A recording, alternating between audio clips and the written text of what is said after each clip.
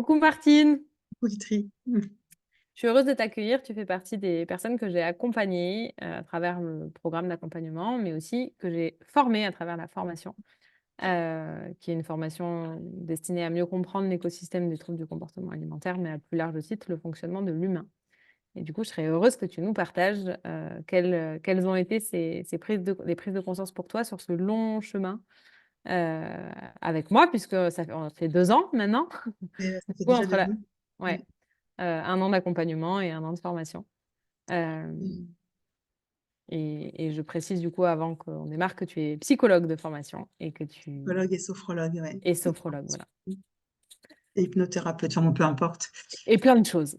On n'est pas là pour parler de ça. Enfin, alors, les prises de conscience. Moi, pour moi, la prise de conscience majeure, ça a été de pouvoir revenir facilement au corps dans plein de cas. Que ce soit pour les compulsions, enfin, au moment où j'ai une envie compulsive, j'ai une envie de compulsion alimentaire, de me recentrer sur mon corps, d'essayer comment dire, de laisser passer l'émotion qui m'envahit à ce moment-là.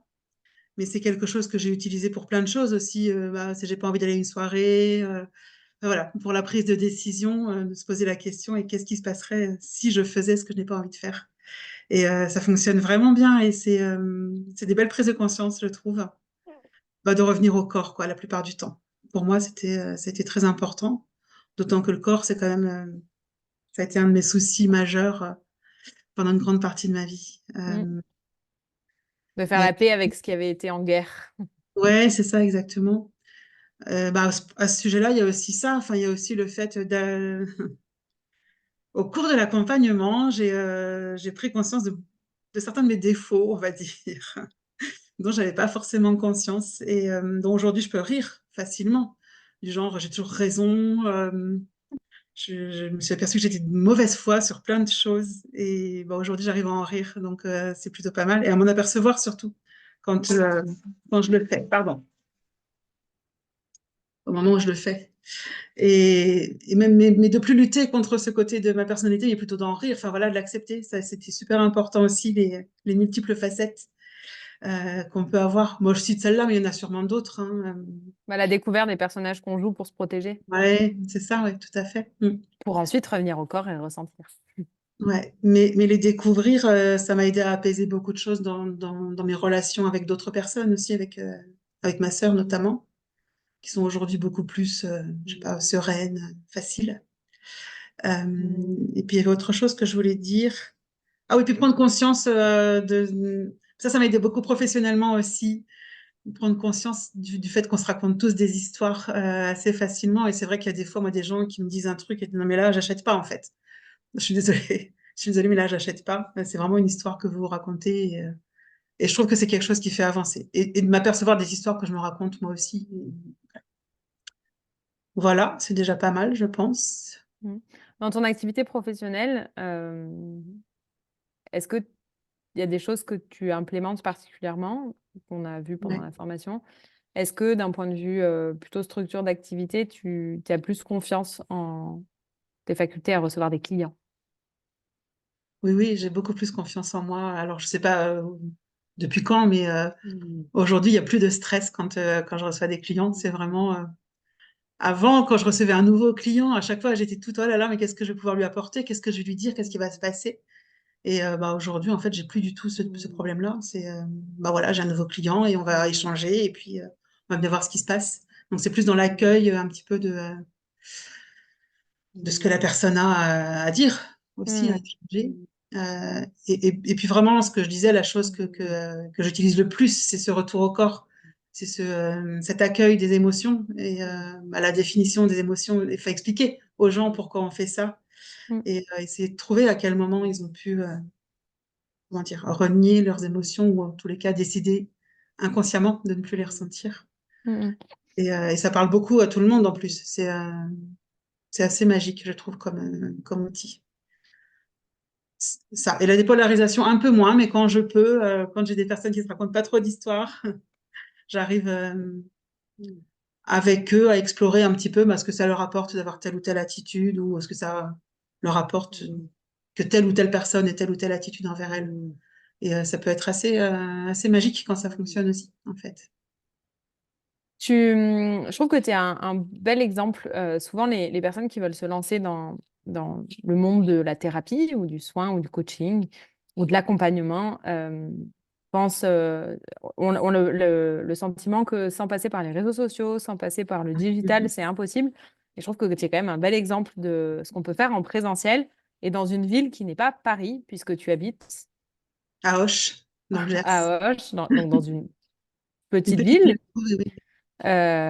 Et Martine, tu as combien de séances par mois aujourd'hui?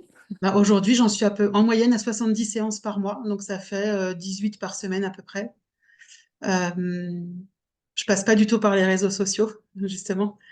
Enfin, ma dernière publication, elle date du 1er janvier 2023, donc voilà.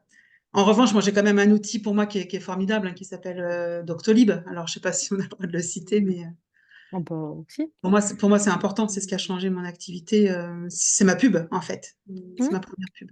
Mm. Mais c'est un bel exemple de Oui, que c'est possible. on Donc, peut y arriver sans passer faire- par les réseaux sociaux. Ouais. ouais, et puis sans faire du distanciel, en recevant des Ouais. personnes en En cabinet. plus, ouais, ouais, ouais. Oui, je fais très peu de distanciel. En fait, j'en fais quand j'ai des personnes que je connais déjà qui peuvent pas venir, mais j'en propose pas tellement, en fait. Mm. Et il y a 20 000 habitants à Auch et je les ai pas tous vus encore, donc il y a de Mm. l'espoir. 24 000 maintenant. Mm. Est-ce qu'aujourd'hui, parce que ça peut être un peu impressionnant du coup ce nombre de séances par mois, est-ce que tu arrives à écouter tes besoins de repos?